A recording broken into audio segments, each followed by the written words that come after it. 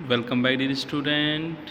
स्वागत है आपका e lecture series MBA 4 sem HR student. Subject है एम्प्लॉयमेंट लॉ और आज जो हम टॉपिक ले रहे हैं वो है इंडस्ट्रियल डिस्प्यूट एक्ट का पार्ट फर्स्ट। तो सबसे पहले हमें समझना है कि जो इंडस्ट्रियल डिस्प्यूट एक्ट है वो 1929 है और इंडस्ट्रियल डिस्प्यूट एक्ट जो है आपका जो बेस्ड है वो आपका ट्रेड डिस्प्यूट एक्ट से। और इससे पहले हम देखें तो पीरियड टू 1947 इंडस्ट्रियल डिस्प्यूट जो थे वो ट्रेड डिस्प्यूट एक्ट 1929 के अंदर सेटल होते थे। और जब हम देखें कि इस एक्ट के आने के बाद इंडस्ट्रियल डिस्प्यूट एक्ट जो आपका 1947 जब आया था उसके बाद जो भी डिस्प्यूट हैं वो आपके इंडस्ट्रियल डिस्प्यूट एक्ट के अंदर आते हैं। तो सबसे पहले हमें समझना है कि इंडस्ट्री होती क्या है, फिर हम समझेंगे डिस्प्यूट क्या होता है, फिर हम देखेंगे इंडस्ट्रियल डिस्प्यूट एक्ट क्या है। तो इंडस्ट्री का मतलब क्या होता है? इंडस्ट्री का मतलब होता है ग्रुप ऑफ सिमिलर कंपनीज। जैसे हम देखें, यदि हम टेलीकॉम इंडस्ट्री की बात करें तो आपके पास टेलीकॉम की जो कंपनीज हैं वो सारी आ जाएंगी। ऑटोमोबाइल इंडस्ट्री की बात करें तो ऑटोमोबाइल इंडस्ट्री की सारी कंपनीज आ जाएंगी। फिर हम बात करेंगे डिस्प्यूट होता क्या है। डिस्प्यूट की हम बात करें तो डिस्प्यूट हम देखें तो यदि किसी ऑर्गेनाइजेशन के अंदर एम्प्लॉयर के साथ पार्टनरशिप है अदर एम्प्लॉयर की, तो वहाँ पे एम्प्लॉयर के बीच में भी कभी डिस्प्यूट हो जाता है। और मोस्टली डिस्प्यूट जो देखने के लिए मिलते हैं वो एम्प्लॉयर और एम्प्लॉय के बीच में देखने के लिए मिलते हैं। और कुछ जो डिस्प्यूट रहते हैं वो एम्प्लॉय के बीच में भी हो सकते हैं। तो यहाँ पे हम देखें तो ये जो एक्ट था उसका नेम क्या है? Industrial dispute act 1947। ये होल इंडिया एप्लीकेबल है और ये एप्लीकेबल कब हुआ था आपका? ये first day of the April, मतलब 1 अप्रैल 1947 को एप्लीकेबल हुआ था।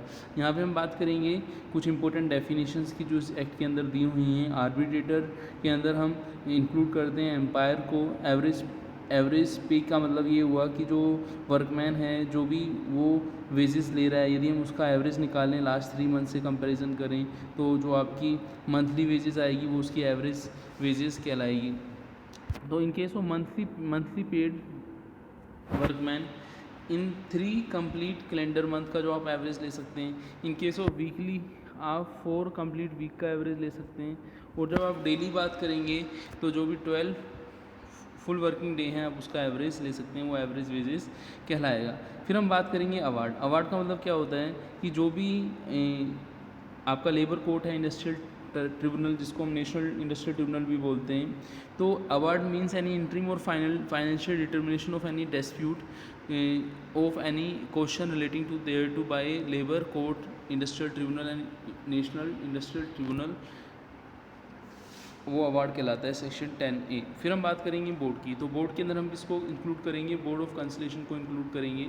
फिर हम बात करेंगे क्लोजर्स की। क्लोजर के अंदर हम किसको इंक्लूड करेंगे? Permanent closing down of the place of employment या पार्शली, कि यदि हम किसी क्लोजर की बात करते हैं तो परमानेंट भी हो सकता है जब हम क्लोजिंग डाउन करते हैं प्लेस ऑफ एम्प्लॉयमेंट को, और वो पार्शली भी हो सकता है। यहाँ कंसलेशन ऑफिसर की हम बात करें तो कंसलेशन ऑफिसर वो रहता है, इसको हम निस्तारक अधिकारी बोलते हैं, जो उस प्रॉब्लम को क्या करता है? सोल्व करता है और वो डिस्प्यूट को सोल्व करने का काम करता है। कंसलेशन प्रोसीडिंग की हम बात करें तो जो प्रोसीडिंग कंसलेशन ऑफिसर यूज़ में लेता है उसको हम कंसलेशन प्रोसीडिंग बोलते हैं। जब हम आते हैं कंट्रोल इंडस्ट्री में, तो कंट्रोल इंडस्ट्री के अंदर हम इंक्लूड करते हैं इंडस्ट्री का कंट्रोल। जो यूनियन जो है सेंट्रल जो भी अप्रोप्रिएट है उन्होंने जो कंट्रोल कर रखा है पब्लिक इंटरेस्ट में, उसको इंक्लूड करते हैं।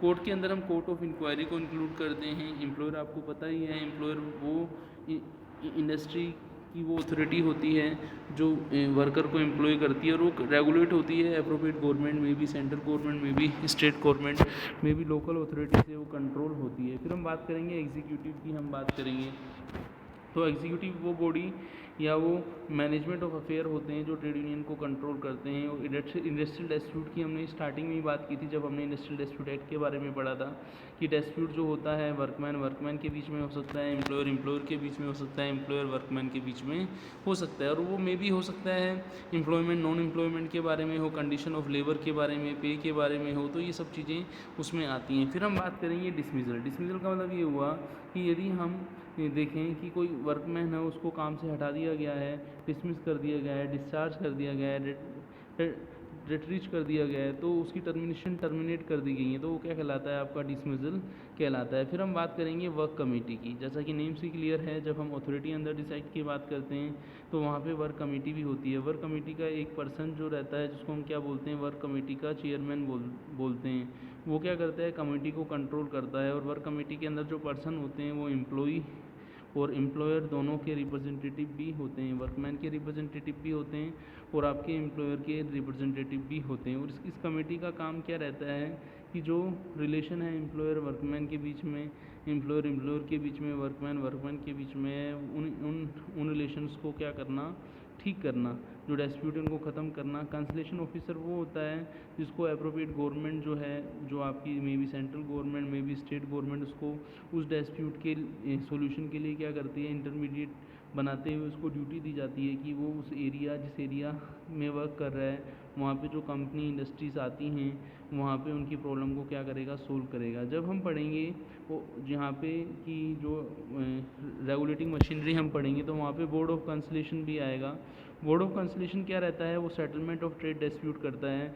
यहाँ पे 2 या मोर मेंबर हो सकते हैं बोर्ड ऑफ कंसलेशन के अंदर, और उसका एक पर्सन जो होता है वो चेयरमैन होता है।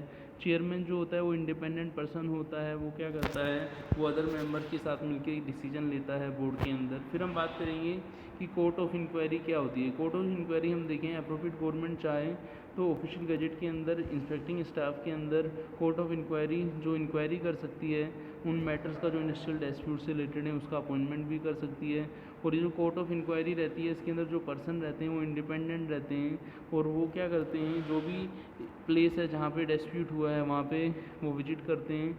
और विद द ये जो कोर्ट ऑफ इंक्वायरी है, यहाँ पे भी चेयरमैन का अपॉइंटमेंट होना ज़रूरी है। वो जो चेयरमैन है वो मेंबर्स की हेल्प से डिसीजन लेता है।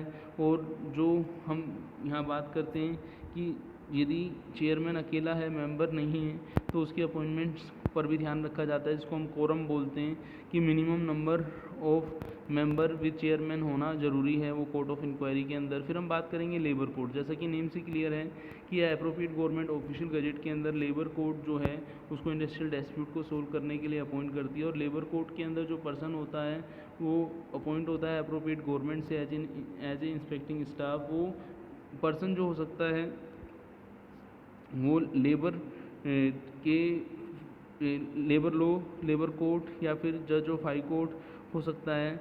और ऐसा पर्सन जो रहता है वो नॉट लेस देन 3 ईयर्स, मतलब 3 साल से कम वो डिस्ट्रिक्ट जज एज एडिशनल जज उसने वर्क किया नहीं होना चाहिए, उससे ज़्यादा उसने वर्क किया होना चाहिए, ठीक है ना। और उसको ऑफिशियल ऑफिस के अंदर जो है he held any judicial office in India for not less than 7 year, ठीक है ना। और 7 ईयर्स की जो लिमिट है वो भी पूरी करनी चाहिए। तो वो किसके अंदर आता है, आपका बोलो लेबर कोड के अंदर आता है। फिर हम बात करेंगे ट्रिब्यूनल और नेशनल ट्रिब्यूनल की जब हम बात करेंगे तो वो पर्सन जो हैं जिनको अप्रोप्रिएट गवर्नमेंट ऑफिशियल गैजेट के अंदर अपॉइंट करती है, और उनका काम क्या रहता है, जो डिस्प्यूट से रिलेटेड प्रॉब्लम होती हैं उनको क्या करना, उनको हियर करना और उन प्रॉब्लम्स का कम्युनिकेशन करना है अप्रोप्रिएट गवर्नमेंट्स को, तो वो ट्रिब्यूनल का काम होता है। और ये जो ट्रिब्यूनल के अंदर जो पर्सन होता है उसका अपॉइंटमेंट एज ए जज, as a presiding officer of tribunal किया जाता है। वो हाई कोर्ट का जज होता है, सेम यहाँ पे भी नॉट लेस देन 3 ईयर उसका एक्सपीरियंस एज ए डिस्ट्रिक्ट जज और एडिशनल जज होना चाहिए।